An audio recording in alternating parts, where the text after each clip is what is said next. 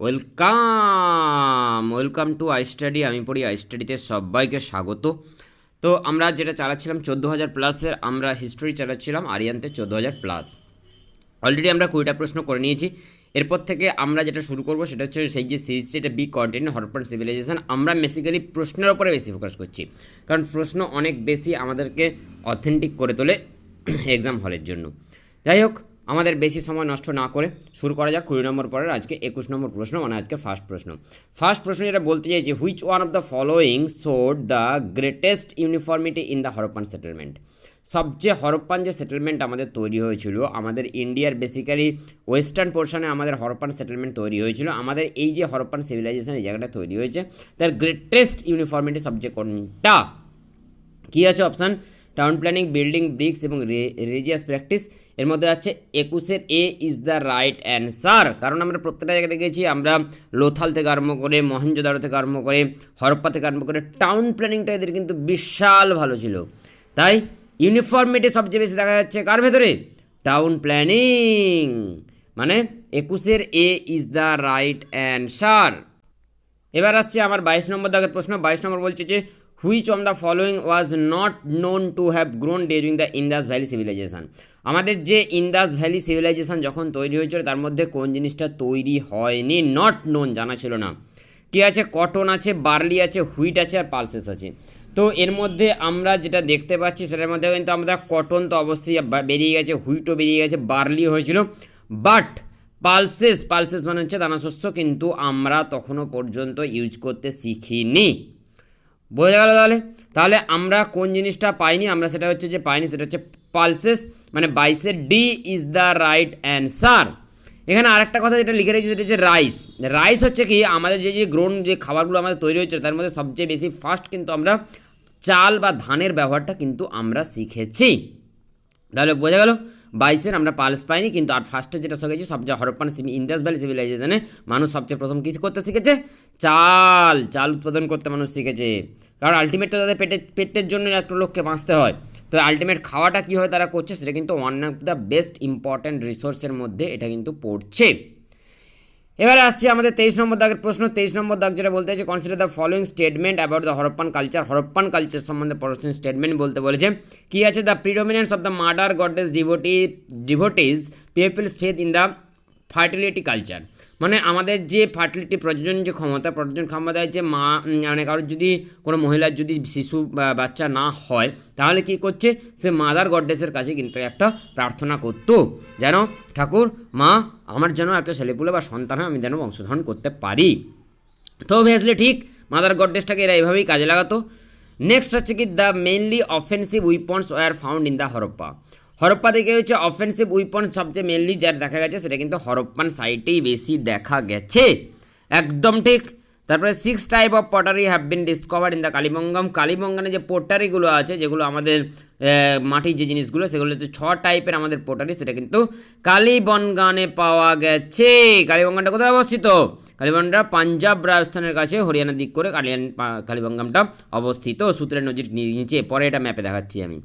এরপরে এটা আসছে, সেটা হচ্ছে যে আমাদের 4 নম্বর যেটা আছে, painting on a jar resembles the story of the cunning fox of the Panchatantra has been found in the Lothal. এই যে কানিং ফক্সের যে গল্প, যেটা আমরা পঞ্চতন্ত্রে যেটা দেখেছিলাম, যে চালাক যে ধূর্ত শেয়াল যে কীভাবে কাজ করেছিল, সেটা আমরা কোথায় দেখেছিলাম? লোথালে আমরা সেই পেন্টিংটা জারের ওপরে দেখতে পাচ্ছি। তো এই 4টে অ্যাবসলিউটলি কারেক্ট। তাই এখানে যেটা অ্যান্সার হবে, all of the these are correct. এটা কিন্তু অ্যান্সার কিন্তু একটু গন্ডগোল ছিল। 23-এর দাগের অ্যান্সার হবে কিন্তু D is the right answer. এরপরে আসছে 24 নম্বর দাগের প্রশ্ন, যেটা বলছে in Harappan period seals are normally made of. Seals যে আমাদের যে সিলগুলো পাওয়া গেছে সেটা নর্মালি কী দিয়ে তৈরি? লেড, গোল্ড, সিলভার আর সিটাইট। কী দিয়ে তৈরি? এই যে সিটাইটস, এটা দিয়ে কিন্তু তখনকার দিনের আমাদের সিলগুলো তৈরি হয়েছে। এটা হচ্ছে একটা ওয়ান টাইপ অফ ট্যাল্ক। আমরা ছবিতেও দেখে নেবো যে এই সিটাইট জিনিসটা কি, এবং এই সিলটা কিন্তু হরপ্পান সভ্যতার সিভিলাইজেশনের সিল। কিন্তু মানে এই সিলগুলো নিয়ে কী করতো? ওরা ব্যবসা বাণিজ্য করতো।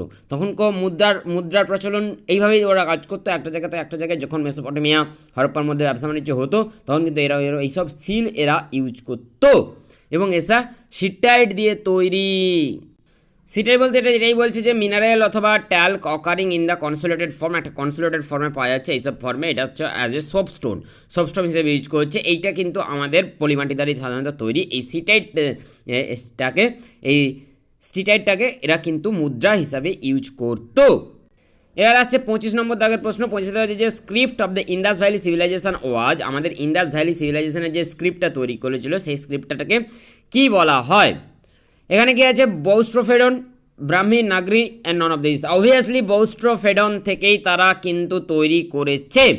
স্টিল নট স্যাটিসফ্যাক্টরি ডেসিফার্ড, এখনও কিন্তু অতটা পরিষ্কারভাবে যতটা স্যাটিসফ্যাকশানে আমরা কিন্তু উদ্ধার করতে পারিনি। তাও আমরা এই যে বৌস্ট্রোফেডন যে স্ক্রিপ্টটা, এটা কিন্তু আমরা উদ্ধার করতে পেরেছি মোটামুটি। সেখান থেকেই তো আমরা কাছাকাছি বিভিন্ন ইন্দাস ভ্যালি সিভিলাইজেশন কী হয়েছিল আমরা কিন্তু সেগুলো জানতে পেরেছি। তাহলে পয়েন্টের অ্যান্সার হলো এ। আর এই বৌস্ট্রোফেডন স্ক্রিপ্টটা কী সেটা আমরা কিন্তু বলছি। এই যে স্ক্রিপ্টটা আমরা দেখতে পাচ্ছি, এই যে জায়গা থেকে এই যে জায়গাগুলো গেছে একটু ভালো করে দেখতে পাচ্ছি, এই জায়গাটার নাম হচ্ছে কিন্তু বৌস্ট্রোফেডন স্ক্রিপ্ট। কেন এটাকে ইউজ করা হচ্ছে? বৌস্ট্রোফেডন করা হচ্ছে এই জায়গা থেকে যখন একটা লোক শুরু করেছিল ইন্দাসের লোকরা, তখন কিন্তু লেফট থেকে রাইট পর্যন্ত ওরা লিখতো। তারপরে লাইনে এসে কী করতো? এই লাইনটা যখন একটু ভালো করে খেয়াল রাখলে দেখবো যে কিন্তু এরা রাইট থেকে লেফট পর্যন্ত লিখছে। আবার তারপর লাইনে আমরা দেখছি লেফট থেকে রাইট পর্যন্ত লিখছে। আবার এই লাইনে কিন্তু আমরা এসেছি যে রাইট থেকে লেফট পর্যন্ত লিখছে। মানে কোনো একটা লেখা যখন শুরু হচ্ছে, ফার্স্ট লাইনটা বাম দিক থেকে ডান দিক, আর যখন সেকেন্ড লাইনটা হচ্ছে ডান দিক থেকে বাম দিক, এইটাকে বলা হয় বৌস্ট্রোফেডন স্ক্রিপ্ট। আর এই স্ক্রিপ্টটা আমাদের ইন্দাস ভ্যালি সিভিলাইজেশনে ইউজ করা হতো। এরপর আসছে 26 নম্বর দাগের প্রশ্ন। 26 নম্বর দাগ যেটা বলতে হয়েছে, which one of the following animal as the figure surrounded the male deity in, male deity বলতে কিন্তু এখানে পশুপতি মহাদেবের কথা বলা হয়েছে ইন্দাস ভ্যালি সিভিলাইজেশন। আমাদের যে ইন্দাস ভ্যালি সিভিলাইজেশনে যে পশুপতি মহাদেব যিনি ছিলেন, এর চারদিকে কি ছিল? অনেকগুলো কিন্তু পশুর যে এটা কিন্তু সিলে দেখা যাচ্ছে। তো আমাদেরকে এটা বলতে বলেছে, সেটা হচ্ছে যে কী পশু এই মেল ডায়েটিকে ঘিরে ছিল। এলিফ্যান্ট, অবভিয়াসলি এলিফ্যান্ট ছিল। টাইগারও ছিল। রাইনো ছিল। বাফেলো ছিল এবং ডিয়ার, একটা ডিয়ার নয় কিন্তু দুটো ডিয়ার ছিল। তার মানে 5টাই ঠিক। এখানে অপশান করতে হবে 26-এর D is the right answer. তার মানে কী হলো? আমাদের এই যে পশুপতি মহাদেব ছিল, এটা সিলটা কোথায় পাওয়া গেছে? মহেঞ্জোদাড়োতে পশুপতি মহাদেব পেয়ে গেছিলো। এই মহেঞ্জোদাড়োতে এলিফ্যান্ট ছিল, হাতি ছিল, বাঘ ছিল, রাইনো ছিল, গন্ডার ছিল, বাফেলো ছিল, মহিষ ছিল এবং দুটো ডিয়ার ছিল। এটা হচ্ছে আমাদের মহেঞ্জোদারো যেটা পেয়ে গেছিলাম পশুপতি মহারাজের, যেটা আমাদের পশুপতি মহাদেব যিনি ছিলেন তার একটা মূর্তি। আর এই যে দেখা যাচ্ছে এদিকে রেখে যাচ্ছে আমাদের এলিফ্যান্ট, টাইগার, বাফেলো, এটা হচ্ছে বাফেলো, তারপরে হচ্ছে এটা কি ওয়ান হর্ন রাইনো, আর এখানে কি দেখতে পাচ্ছি আমরা? দুটো ডিয়ার। তার মানে দেখা গেলো মোট 5টায় হাতি পাচ্ছি, গন্ডার পাচ্ছি, রাইনো পাচ্ছি, বাঘ পাচ্ছি, আর পাচ্ছি কি আমরা? হরিণ পাচ্ছি। এই 5টা ছিল হচ্ছে, আর ইনি হচ্ছে পশুপতি মহাদেব। হর হর মহাদেব। এরপরে আসছে আমি 27 নম্বর দাগের প্রশ্ন। From where the copper chariots of the Harappan Times was found. Copper chariot Harappan সভ্যতার কোথায় পাওয়া গেছে? দাইমাবাদে কিন্তু আমাদের কপার চ্যারিয়টসটা পাওয়া গেছে। আর কপার চ্যারিয়টস কি? কপারে তৈরি করা হয়েছিল একটা যে হয় মানে কি বলে রণরথ মানে হচ্ছে যুদ্ধের জন্য যে রথগুলো ইউজ করা হয় তাকে বলা হচ্ছে চ্যারিয়ট। আর সেটার একটা শোপিস কপারের তৈরি, সেটা কোথায় পাচ্ছে? হরপ্পান সাইডের দাইমাবাদে। 1927 হচ্ছে C is the right answer. এই যে আমরা এখানে দেখতে পাচ্ছি এই যে জিনিসটা, এটা হচ্ছে কপার চ্যারিয়ট। এখানে একজন লোক আছেন, এটা দড়ি দিয়ে টানছেন। এই টোটালটাই কিন্তু আমাদের কপার চ্যারিয়টের ভেতরে দেখা যাচ্ছে। আর কোথায় দেখা যাচ্ছে? এটা দাইমাবাদ। এটা কিন্তু ব্রোঞ্জ স্কাল্পচার তৈরি করেছে কপার চ্যারিয়ট, আমরা দেখেছিলাম। এরপরে আসছে আমরা 28 দাগের যেটা প্রশ্ন, সেটা হচ্ছে যে Indus valley civilization belongs to. Indus valley civilization কার ভেতরে হচ্ছে? Historical period, proto historical, pre historical এবং পোস্ট হিস্টোরিক্যাল। অ্যাকচুয়ালি আমাদের ইন্দাস ভ্যালি সিভিলাইজেশনে যেটা ছিল সেটা হচ্ছে প্রি হিস্ট্রি আর হচ্ছে হিস্ট্রি। এই দুটোর মধ্যে এটা যদি প্রি হয়, এটা যদি হিস্ট্রি হয়, এই দুটোর মাঝখানে যেটা তৈরি হচ্ছে তাকে বলা হচ্ছে প্রোটো হিস্টোরিক্যাল। আর এই প্রোটো হিস্টোরিক্যালের মধ্যে কিন্তু আমাদের ইন্দাস ভ্যালি সিভিলাইজেশনটা অবস্থিত। তাহলে 27-এর B is the right answer. Proto historical, proto Indus valley civilization proto হিস্টোরিক্যালে অবস্থিত। A proto-historical period is a period between the prehistory and the history during which the culture of the civilization has not yet developed writings, মানে তারা কিন্তু এখনো তখন পর্যন্ত writings তৈরি করতে পারেনি, but other cultures have been already noted in it's existence in their own writing, মানে আদার্স যে কালচারগুলো রাইটিং বাদ দিয়ে আর যে কালকার একজন মানুষের জন্ম বড় হয়ে ওঠা, তার সভ্যতা সংস্কৃতি এইগুলো যে কথাবার্তা বা রিলিজিয়াস যেটা আছে আদার কালচার কিন্তু অলরেডি এক্সিস্ট করতো। আমাদের ইন্দাস ভ্যালি সিভিলাইজেশনে দেখেছি আমাদের লেখা বাদ দিলেও কিন্তু আর অনেক অনেক বড় একটা সিভিলাইজেশন তৈরি হয়েছে, not a culture, this is called civilization, কারণ কালচারের থেকে অনেক বড় একটা জায়গা নিয়ে সিভিলাইজেশন তৈরি হয়েছে, আর এটা পুরোটাই প্রোটো হিস্টোরিক্যাল পিরিয়ডের ভেতরেই ইনক্লুডেড। এবারে আসছি 29 নম্বর দাগের প্রশ্ন। 29 নম্বর হচ্ছে অ্যাসারশন বলেছে the whole Harappan area is not likely to have obtained copper from a single source. Harappan area থেকে কোনোভাবে একটা সিঙ্গেল মাত্র সোর্স থেকে একমাত্র কপার পাওয়া যায়নি, এটা ঠিক। রিজন কি বলছে, there is a different pattern of impurities in the copper objects found. এই যে কপারের ভেতরে কিন্তু বিভিন্ন টাইপের ইম্পিউরিটিস পাওয়া গেছে, এটা তার কারণ বলছে সেম এই জায়গা থেকে পাওয়া যায়নি। অ্যাকচুয়ালি এটাও ঠিক, মানে ইম্পিউরিটিস তো পাওয়া যায়নি ডিফারেন্ট প্যাটার্নের জন্য, কিন্তু তার জন্য যে এটা বলা যাচ্ছে না যে হরপ্পান সিভিলাইজেশনের কপার একটা সোর্স থেকেই আসেনি, এটা কিন্তু এই আর থেকে মানে সেকেন্ড স্টেটমেন্ট থেকে ফার্স্টেরটা কিন্তু অ্যাসারশনটা আমরা আসতে পারি না। তাই আমাদের এখানে অপশানটা যেটা হওয়া উচিত, both A and R are true but R is not the correct explanation of A. বোঝা গেল তাহলে 29 B is the right answer. এবার আসছে 30 নম্বর দাগে। 30 নম্বর দাগ যেটা বলতে চাইছে, which on the following was not one of the causes of the Harappan decline. Harappan ডিক্লাইনের জন্য একটা ক্লজ নয়, কি আছে, ইকোলজিক্যাল চেঞ্জ কে বলেছে, ল্যাম্বুইক বলেছে। আর্থকোয়েক বলেছে, রেইকেস বলেছে, এখানে আমি অলরেডি লিখে রেখেছি তারপরে তোমাদের বুঝতে সুবিধা হবে। আরিয়ান কার্ড বলছে মর্টিমার হুইলার এই কথাটা বলেছেন যে আরিয়ান অ্যাটাকের জন্য হয়েছে, সব হচ্ছেন ঐতিহাসিক বড় বড়। আর হাইড্রোলজিক্যাল চেঞ্জ এই কথাটা কিন্তু বলা হয়নি, not one of the cause তাহলে কি আসবে 30-এর C is the right answer.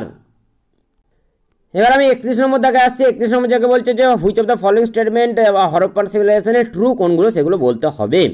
Harappan culture was famous for its distinguish system the town planning. এটা এই যে আজকে যেটা পড়াচ্ছেন সেটা একেবারে ফার্স্টে বলেছিলাম ইউনিফর্মিটি কোথায় আছে, যে এদের যে শহুরে যে পরিকল্পনা এটা একটা ডিস্টিংগুইশড ফিচার, অবশ্যই একটা ইউনিক ফিচার্স এটা কাজ করছে।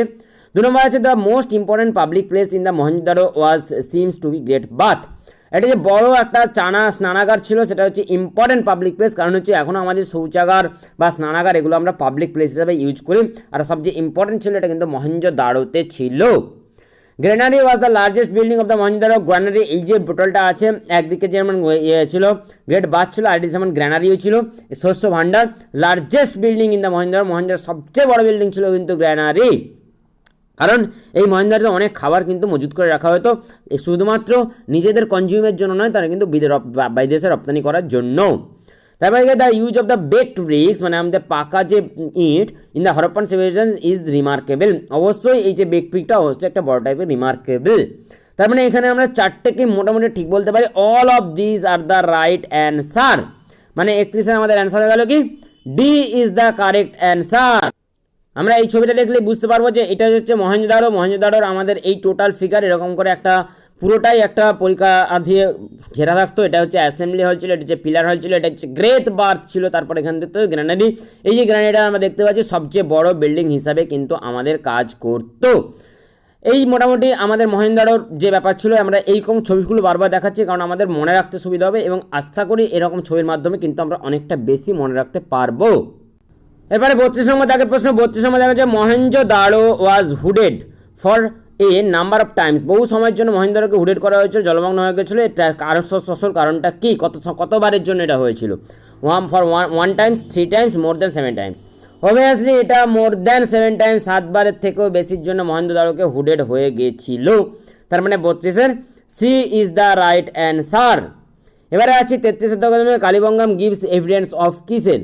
কালিবনগান যেটা কিসের এভিডেন্স আমাদেরকে দেখাচ্ছে? প্রি হরপ্পান এবং হরপ্পান কালচার, হরপ্পান এবং পোস্ট হরপ্পান ফেজেস, আর হচ্ছে পোস্ট হরপ্পান ফেজ। আমাদের একই ব্যাপার। কালিবনগান কি দেখাচ্ছিল? প্রি হরপ্পান এবং হরপ্পান কালচার, মানে হচ্ছে 33-এর B is the right answer. আমাদের এই ছবিটা দেখি, এখান থেকে দেখতে পাওয়া যাবে আমাদের কালীবনগাম কোথায় অবস্থিত। এইটা মোটামুটি হরপ্পান সিভিলাইজেশন, হরপ্পান সিভিলাইজেশনের মধ্যে কালীবনগাম কিন্তু অবস্থিত এই জায়গাটা জুড়ে। তো এইটা আমি আগেও বলছিলাম যে কালীবনগামটা কোথায়, এইটা হচ্ছে যে আমাদের পোস্ট হরপ্পান, প্রি হরপ্পান এবং পোস্ট যে হরপ্পান কালচার আছে তার মাঝখানে কিন্তু এই কালচারটা অবস্থিত হয়েছে। এরপরে আসছি আমরা 34 নম্বর দাগে যেটা প্রশ্ন, 34 নম্বর দাগ যেটা বলতে চাইছে সেটা হচ্ছে যে আমাদের মহেঞ্জোদারো, চান্হুদারো, রাংপুর আর হরপ্পা এই চারটের মধ্যে কোথায় অবস্থিত। Absence of mother goddess, assembly হল and the collegiate building. Assembly হল কলেজিয়েট বিল্ডিং কোথায় পেয়েছি, একটু আগে দেখছিলাম মহেঞ্জোদারোতে পেয়েছি। Bed making factory, bed making factory মানে যে রুটি তৈরি হচ্ছে তার ফ্যাক্টরিটা কোথায় দেখা যায়, চান্হুদারোতে দেখা যাচ্ছে।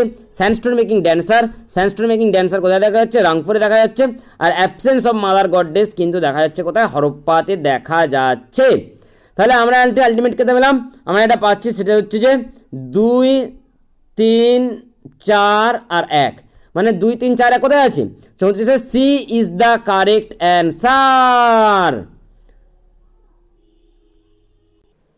আমরা যদি ইন্ডাস ভ্যালি সিভিলাইজেশনটার সাইটগুলো দেখি তাহলে যেসব সাইটগুলো নিয়ে একটু আগে আলোচনা করলাম একবার চোখ বুলিয়ে নেবে। এটা হচ্ছে হরপ্পা আছে, আর চান্হুদারো আছে, দেখা যাচ্ছে এখানে চান্হুদারো অবস্থিত আছে। মহেঞ্জোদারো এইখানটায় অবস্থিত আছে মহেঞ্জোদারো, আর আছে কি রংপুর আছে গুজরাটের এইখানটায় অবস্থিত। তার মানে এই চারটে জায়গা নিয়ে আমাদের কথাবার্তা ছিল।